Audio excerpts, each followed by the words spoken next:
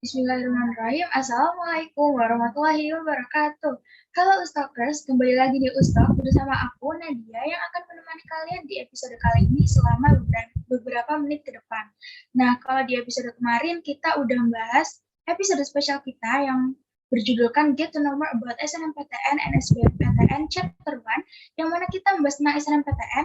Nah, kali ini episode ini adalah chapter 2-nya guys. Jadi hari ini kita akan bahas tentang SBMPTN lebih lanjut. Nah, buat kalian yang belum nonton chapter 1-nya, tonton dulu ya, karena ada banyak ilmu juga tentang SNMPTN yang bisa kalian dapatkan dari episode tersebut. Nah, di episode kali ini, tim dari Ustalk, sudah mendatangkan 2 narasumber yang tentunya juga nggak kalah keren dari narasumber episode sebelumnya nih. Langsung aja aku bacain CV singkat mereka berdua ya. Nah, kebetulan kakak-kakak ini merupakan alumni dari Angkatan 8 SMA ITH Alusa Surabaya. Kakak yang pertama memiliki kesibukan di SMA di organisasi MPS dan juga Ambalan. Sedangkan kakak yang kedua memiliki kesibukan di SMA sebagai Sekretaris Umum MPS periode 2019-2020. Selain itu juga merupakan anggota Dewan Aspirasi MPS pada periode 2018 dan 2019. Selain itu, kakak yang kedua ini merupakan salah satu murid eligible SNM Angkatan 8 yang juga masuk top 10 dalam 5 semester. Jadi nggak kalah keren nih sama episode sebelumnya yang narasumbernya masuk top 10 selama 6 semester berturut-turut.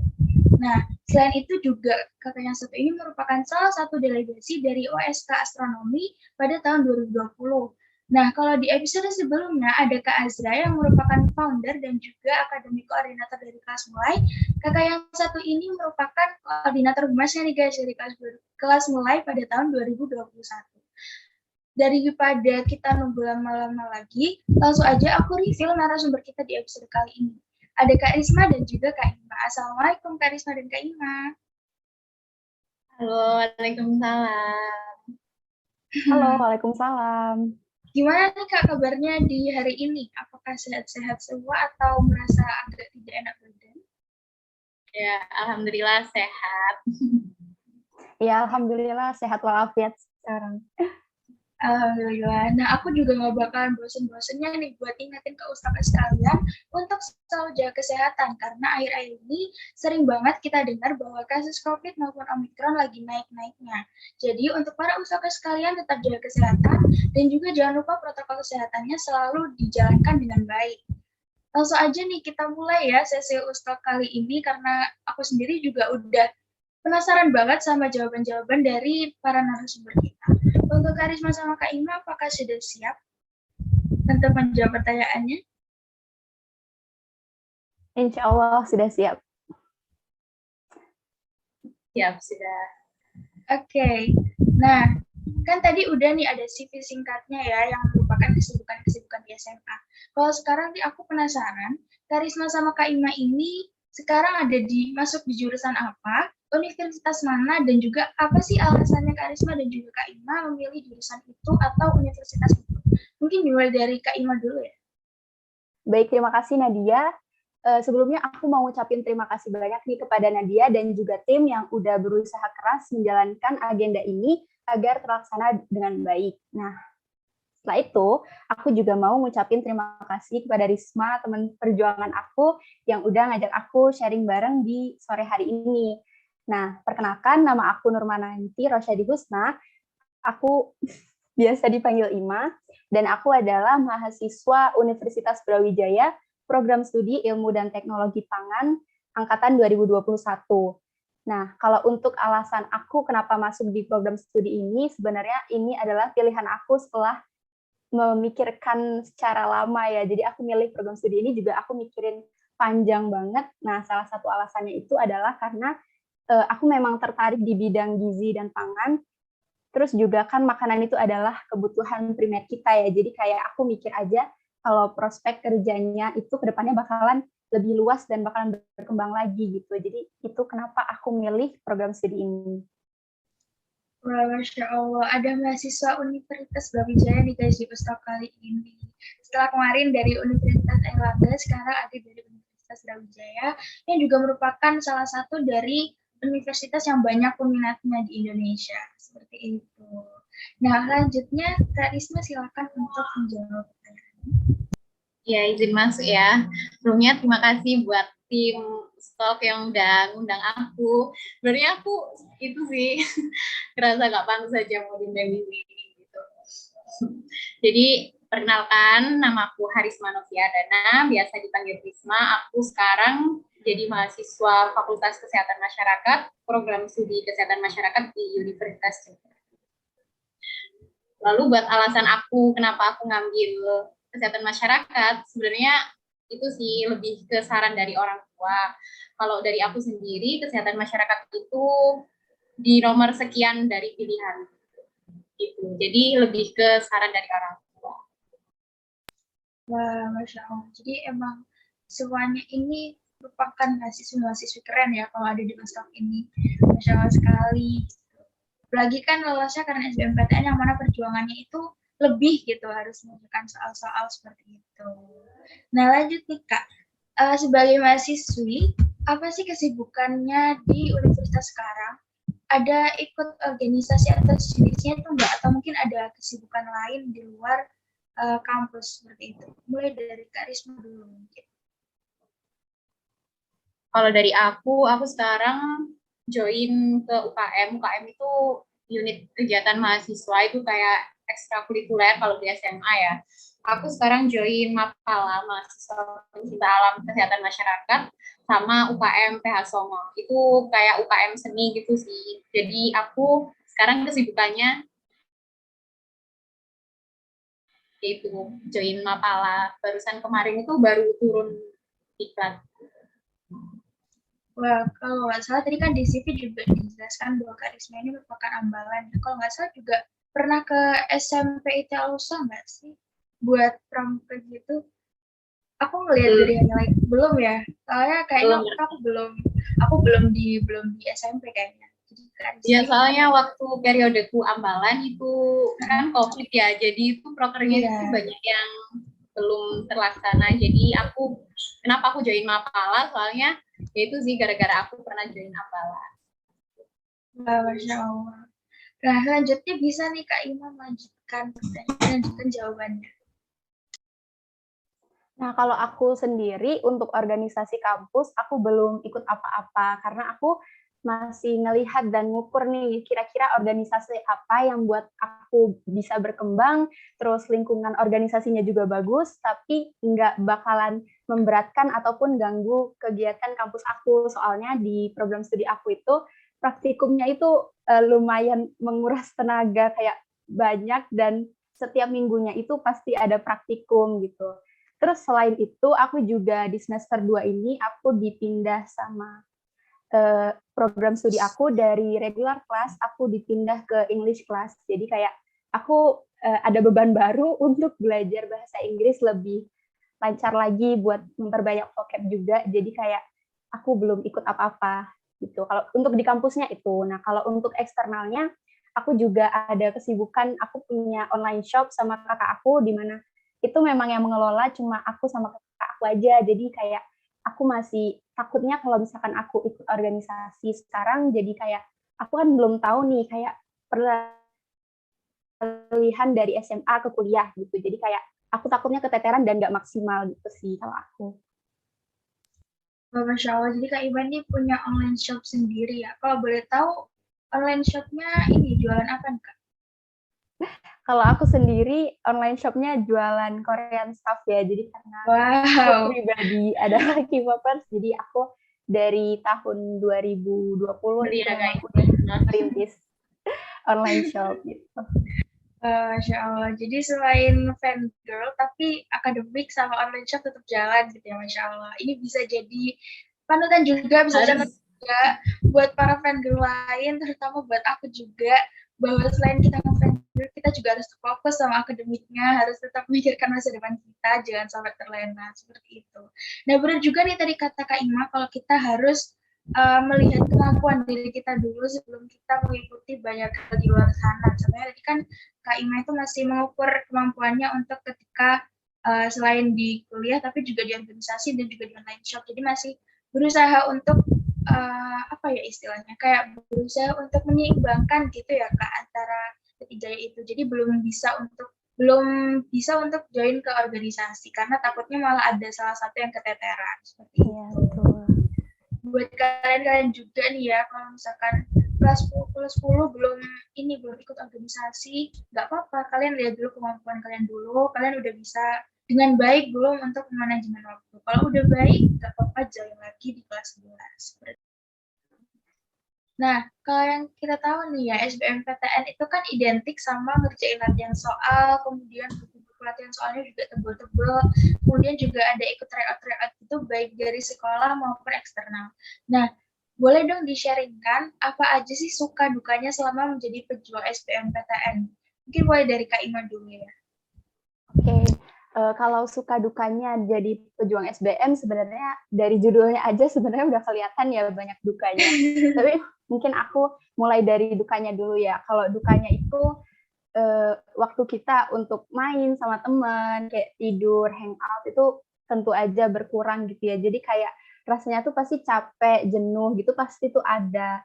Terus yang kedua itu jadi kayak kita harus dituntut lebih dewasa gitu untuk menghadapi gimana sih caranya biar kita hilang rasa jenuhnya, gimana sih biar kita itu balik lagi semangatnya gitu sih. Nah, kalau sukanya sendiri itu untuk aku pribadi, jadi aku sama teman-teman aku yang lain, termasuk sama Risma dulu nih, kayak kerasa banget gitu bahwa pertemanan itu lingkungan pertemanan itu mempengaruhi banget. Jadi kayak kita saling support, kita saling kasih tahu kalau ada tryout gitu-gitu. Jadi kayak apa ya? Jadi ngerasa bareng-bareng gitu. Jadi kita majunya itu bareng-bareng. Benar sih ya, kalau kata orang-orang ini pertemanan SMA itu benar-benar mempengaruhi kita ke depannya apalagi di perkuliahan karena emang kalau dari yang Kak Ima ceritain tadi itu kan ada kayak sebuah apa ya pertemanannya antara Kak Risma, Kak Ima dan juga teman-teman yang lain tuh benar-benar saling support antara satu sama lain dalam persiapan SBMPTN ini. Jadi buat pustaka sekalian usahain juga punya teman, pilih-pilih teman nggak apa-apa, tapi pilih-pilihnya itu juga yang akan bawa kita menuju kebaikan, gitu, yang bisa support kita dalam segala hal. Gitu. Kalau buat Arisma sendiri gimana? Suka dukanya menjadi pejuang SBMPTN? Ya, kalau bagi aku suka dukanya SBMPTN, aku mulai dari sukanya dulu ya. Kalau suka dari aku itu sih kita itu jadi lebih bisa manajemen waktu gitu. Jadi kita itu membagi waktu buat belajar, buat apa refreshing gitu. Terus kalau dukanya itu jelas banyak banget. Ya benar kata Ima tadi ngerelain waktu buat belajar. Soalnya kan itu sih kalau nggak belajar kita mau ngarepin apa di SBM. Sama kalau dukanya itu kalau itu kita kan kalau angkatan kita kan itu ya online dulu tuh. Jadi itu benar-benar kayak ngoyo banget sih gitu. Soalnya jauh dari guru-guru ustadz di SMA juga gitu. Jadi kita itu kayak benar-benar berjuang sendiri gitu, di rumah. Terus buat kayak peran sebagai teman itu juga penting banget. Kalau aku sama Ima ini emang udah dari kelas 10 ya, kita sekelas gitu. Terus habis itu SBMPTN, oh ya aku mau nambahin SBMPTN itu bukan kayak cuma ngerjain soal. Itu tuh kayak beneran kita itu harus nentuin, harus mastiin kita itu mau kemana gitu. Jurusan itu, aku waktu SBMPTN lama di nentuin jurusan sih sama Ima. Jadi buat adik-adik itu yang penting itu kalian harus tahu kalian mau kemana. Nah, benar dikata Kak Risma ya. Jadi ketika apa ya, kita tuh harus udah harus mempersiapkan kita mau masuk mana biar nanti itu pas mendekati hari-hari di kelas 12 itu kita udah nggak bingung lagi mikir kita mau kemana, kita cocoknya di mana, kayak gitu. Emang sih ya, kalau kita Ya, mau bener banget. emang sih ya, kalau kita mau mendapatkan sesuatu itu kita harus mengorbankan banyak hal. Salah satunya tadi kalau kata Karisma sama Kak Ima adalah waktu untuk bermain, waktu untuk hangout, dan juga waktu untuk tidur. Tapi alhamdulillahnya, kalau usaha itu tidak akan mengkhianati hasil gitu. Jadi ketika kita mengusahakan dengan sepenuhnya, insya Allah, tawakal kepada Allah bahwa hasil yang kita dapat itu juga akan sebanding dengan usaha yang udah kita keluarkan kayak gitu nih. Nah terus nih Kak, dalam pengerjaan SBMPTN maupun prosesnya, SBMPTN itu gampang, susah banget atau udah nggak bisa dideskripsikan lagi dengan kata-kata. Dan boleh juga dong di-spill nilai SBMPTN-nya kemarin berapa sampai akhirnya bisa lulus di SBMPTN. Dari Karisma dulu. Ya, aku masuk ya. Kalau bagi aku gampang, susah aja atau susah banget itu relatif ya, tergantung dari individu masing-masing. Kalau dari aku itu setiap orang itu punya strategi masing-masing ya, mau dari strategi belajar, strategi milih kampus, strategi milih jurusan, itu mereka punya masing-masing. Nah, jadi kalau gampang, susah atau susah banget itu tergantung dirinya masing-masing sih. Cuma kita kalau ada kemauan untuk belajar, itu pasti gampang kok, bisa dilewatin lah gitu. Kalau untuk nilainya ini gimana, Kak? Nanti terakhir aja. Oke, di spill terakhir ya. Gitu. Kalau buat Kak Ima sendiri, tadi kan udah dari Kak Isma, kan dari Kak Ima nih. Menurut Kak Ima tentang SBMPTN ini? Jadi benar ya apa yang dibilang sama Risma tadi. Kalau soal SBM itu sebenarnya juga nggak bisa sih dijawab secara gamblang gitu. Apakah itu gampang, susah, atau susah banget gitu. Karena soalnya soal SBM itu setiap sesi itu bisa jadi beda gitu soalnya. Dan kita juga kemampuannya juga beda-beda. Ada yang nguasain materi A, ada yang nguasain materi B gitu kan. Tapi kalau dari aku pribadi, aku bilangnya susah-susah gampang sih. Soalnya kan kayak yang aku bilang tadi, ada menurutku materi yang gampang, tapi ada juga menurutku materi itu yang susah gitu loh. Kayak sampai aku tuh nggak tahu soalnya tuh harus diapain gitu. Jadi gitu sih. Oh, berarti ini sesuai sama apa ya? Sesuai sama yang udah kita usahakan ya, sama porsi belajar kita kayak gimana. Jadi kita baru bisa menentukan SBMPTN itu susah, gampang, atau susah banget gitu. Oke, nah dalam persiapan SBMPTN, Kak, dimulainya itu Karisma sama Kak Ima itu mulai mempersiapkan SBMPTN itu dari kapan sih? Terus juga buat kelas 10, kelas 11, atau mungkin kelas 12 yang mau mulai untuk belajar SBMPTN itu tuh bisa dimulai dari mana dulu ya, Kak? Bisa dari Kak Ima dulu. Oh ya, kalau aku dulu itu persiapan untuk SBMPTN itu aku mulai sebenarnya dari kelas 12 semester 1 aku udah mulai kayak review, tapi nggak yang terlalu ngeforsir banget gitu. Jadi kayak cuma sekedar nge-review materi sebelum-sebelumnya gitu. Kalau untuk mulai dari mananya, dulu aku itu mulainya dari ya materi kelas 12 itu gitu. Jadi kan menurutku sekalian belajar untuk SBM, sekalian juga belajar untuk kelas 12 itu gitu. Jadi aku benar-benar mahamin prinsip sama dasarnya materi-materi kelas 12. Soalnya di SBMPTN tahun aku kemarin itu juga materi kelas 12 itu keluarnya itu memang diprediksikan itu banyak daripada yang kelas 11 sama yang kelas 10 gitu. Kalau habis aku ngerasa cukup nih, aku kayak ngerasa oh aku paham nih prinsipnya gitu. Jadi mau soalnya dirubah kayak gimana pun, aku kalau paham prinsipnya, aku tetap insya Allah bisa ngerjain soalnya gitu. Nah, setelah aku udah nguasain materi kelas 12, baru aku mulai geser lagi ke materi kelas 11 sama materi yang kelas 10 gitu. Berarti yang harus dipelajari itu kayak prinsip-prinsipnya gitu ya. Apalagi kan kalau saintek kayak itu kan emang rumus-rumusnya banyak. Jadi harus prinsipnya dulu yang dipahami dengan baik gitu. Kalau buat Karisma sendiri bagaimana?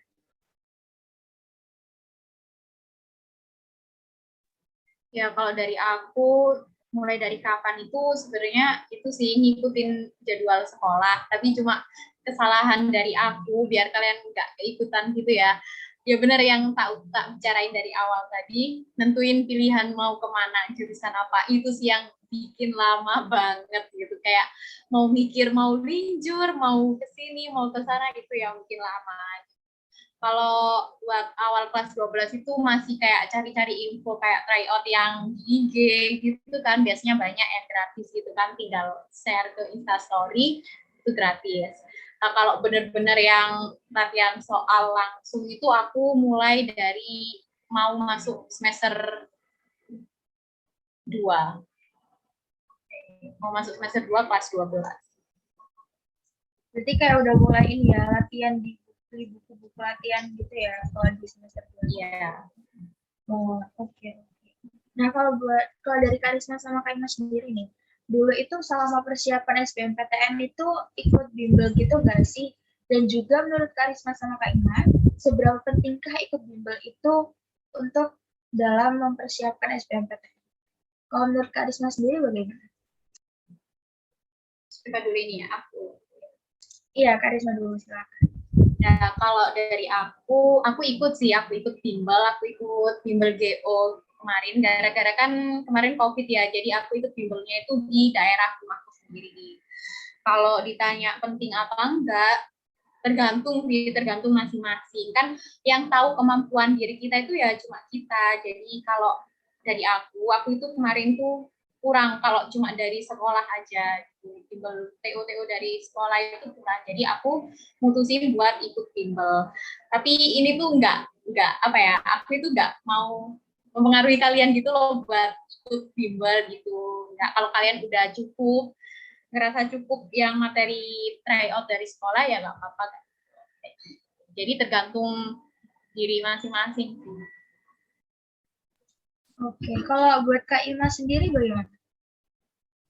Iya, jadi aku dulu juga ikut bimbel ya sama kayak Risma, cuma aku beda tempat bimbel. Kalau dulu aku itu di SSC di Sony Sugima College. Jadi aku ngerasa aku butuh bimbel soalnya kan waktu itu juga lagi online gitu ya. Dan dari sekolah itu memang memberikan tryout-nya itu juga setiap rutinan gitu. Jadi nggak terus-terusan. Dan juga aku ikut bimbel soalnya aku pengen lihat nih kalau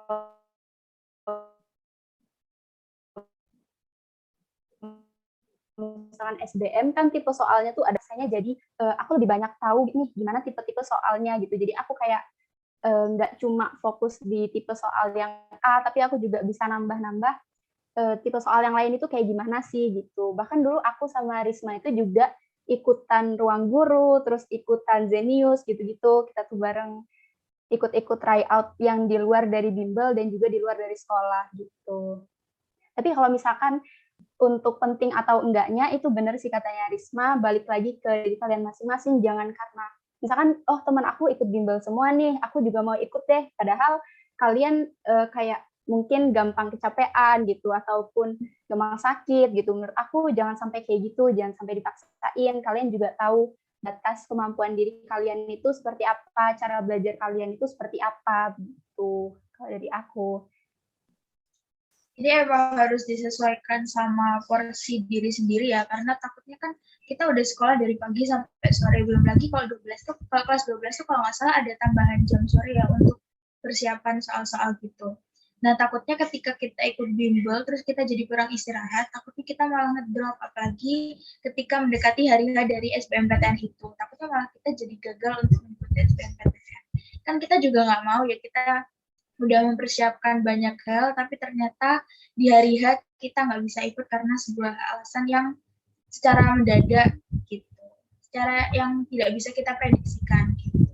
Nah, kalau buat Karina sama Kak Ina sendiri, gimana sih caranya untuk biar bisa tetap istiqomah dalam belajar, baik dalam mengerjakan latihan soal ataupun ikut-ikut tryout seperti itu? Silakan Kak Ina dulu. Oke, kalau aku udah dari aku dulu ya. Kalau aku dulu itu gimana caranya itu aku memang niat dan emang aku pengen gitu. Aku pengen masuk PTN nih. Nah, gimana sih caranya aku biar masuk ke sana?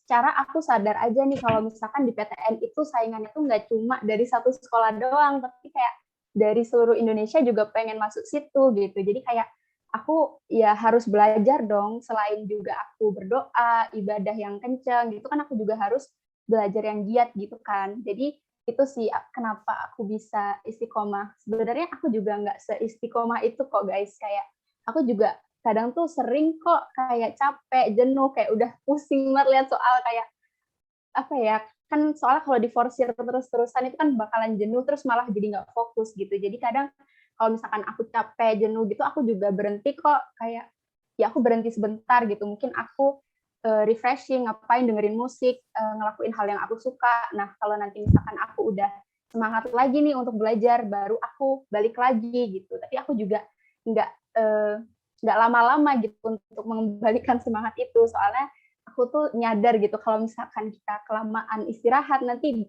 mulainya lagi itu bakalan susah gitu. Kalau aku gitu sih dulu. Kalau Kak Risma bagaimana? Ya betul, kayak katanya Bima. Soalnya kita kan SBMPTN ya. Kita mau dapetin PTN. Kalau lewat jalur SBMPTN itu kan pasti nggak pakai uang gedung ya masuknya. Nah, pasti masuk sana itu nggak mungkin kita cuma usahanya dikit, harus banyak kan, harus benar-benar di call gitu. Jadi itu sih pertama itu kemauan sama niat gitu. Jadi kalau aku dulu itu harus ada peningkatan gitu. Hari ini aku ngerjain 50 soal. Besok itu harus 80 soal gitu. Jadi aku target sih gitu. Sama doanya juga dikencengin. Terus habis itu TO juga itu meskipun males ya harus tetap dikerjain karena nggak mungkin kita itu mau dapat sesuatu yang luar biasa tapi usahanya kita itu biasa-biasa aja gitu. Jadi kayak kita harus sadar gitu ya bahwa Benar. ada sebuah tujuan yang mau kita gapai, jadi kita harus berusaha lebih untuk mendapatkan hal itu. Tapi juga tetap don't push yourself too hard.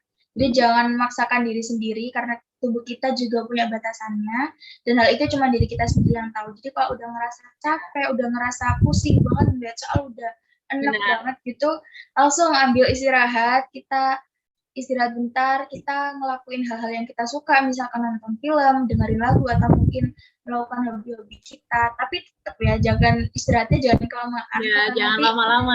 Iya, kita kalau udah kelamaan istirahat tuh malah jadinya tuh kita mau memulai lagi tuh rasanya berat banget, susah banget karena kita udah merasa nyaman sama waktu istirahat kita. Iya, Gitu. benar-benar. Nah, gimana sih Kak? Kan tadi udah nih ya persiapan selama SBMPTN, persiapan kayak latihan-latihan soal, belajar-belajarnya, tadi kita udah menanyakan tentang hal itu. Nah, untuk di hari hanya nih ketika pengerjaan SBMPTN-nya, gimana sih perasaannya? Gimana sih kayak mungkin ngerasa tegang, gelisah segala macam? Bisa dong diceritain pengalamannya selama pengerjaan SBMPTN itu. Dari Kak Risma dulu. Ya, kalau dari aku itu sih yang pertama itu jangan percaya bocoran soal itu. Yang biasanya kan banyak sih ya di benar. di Twitter gitu. Iya. Banyak bocoran soal ini. Aku itu ya temanku itu waktu itu ngasih tahu, udah gak usah takut, ini lo soalnya gampang mirip sama ini sama ini sama ini. Ternyata waktu hari H aku itu tuh kayak peralihan gitu loh, waktunya soalnya ganti gitu. Jadi aku itu kayak waktu ngerjain TPS ya, kayak kuantitatif gitu, yang matematik itu kayak kok nggak sama semua gitu. Jadi itu sih nggak boleh percaya sama omongan orang, nggak boleh berharap lebih gitu. Terus waktu itu kan puasaan ya, itu aku kan itu ya bukan yang pinter banget gitu ya, pasti ada jawaban yang nembak gitu. Maksudnya tuh ngawur gitu lah. Ya gitu sih, aku itu sempet nangis di tengah-tengah pengerjaan, aku itu nangis. Aku kayak banyak yang nggak bisa, banyak yang ngawur gitu. Jadi sambil sholawatan aku itu sambil nangis gitu.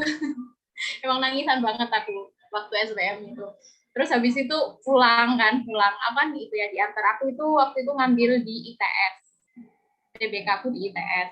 Aku di mobil aku itu masih nangis, soalnya emang kayak susah itu sih. Nggak susah tapi banyak yang menurut aku itu nggak maksimal. Kalau buat Kak Ima gimana nih selama pengerjaan SBMPTN? Nah, kalau aku kebetulan waktu itu aku itu dapet sesinya itu yang sesi gelombang 2. Jadi kayak yang lain teman-teman aku udah pada selesai SBMPTN, kayak udah pada bilang ini susah banget loh gitu-gitu, kan aku jadi kepikiran gitu ya. Waduh, katanya susah, aku bisa apa enggak gitu. Apalagi waktu udah H-1 itu aku kayak bener-bener tetap aja kan mau nguasain materi apapun, kita pasti ngerasa kurang gitu, kayak belum maksimal aja gitu, kayak kok tiba-tiba udah SBM gitu. Waktu itu sebelum mau SBM itu aku bener-bener kayak bingung gitu, kayak harus ngapain gitu, soalnya kan masih ngerasa banyak yang kurang gitu. Terus akhirnya aku kan lagi di rumah, jadi orang tua aku tuh nyuruh aku udah tidur aja gitu. Jadi waktu sebelum SBMPTN aku tuh malamnya udah nggak belajar apa-apa, jadi kayak aku bener-bener pasrah, kayak bener-bener udah doa, kayak ya Allah bantu aku, bener-bener nggak tahu gitu, kayak kan nggak bisa yakin 100% juga kalau bakalan bisa jawab soalnya gitu. Jadi waktu malam sebelum SBM itu aku udah aku nggak belajar, udah aku serahin aja sama yang di atas gitu. Terus paginya waktu aku di sana juga orang-orang itu kebetulan aku ambilnya di UNUD, di Universitas Udayana. Jadi di sana orang-orang juga udah nggak ada yang belajar. Kita meskipun kita saling nggak kenal, tapi kita tuh sama-sama pejuang SBM. Jadi kita cuma saling nyemangatin gitu aja gitu. Jadi gitu sih pas hari hanya kayak aku udah nggak belajar lagi, udah nggak mikirin materi, cuma nggak yang ngeforsir banget gitu. Aku udah serahin pasrah sama yang di atas gitu.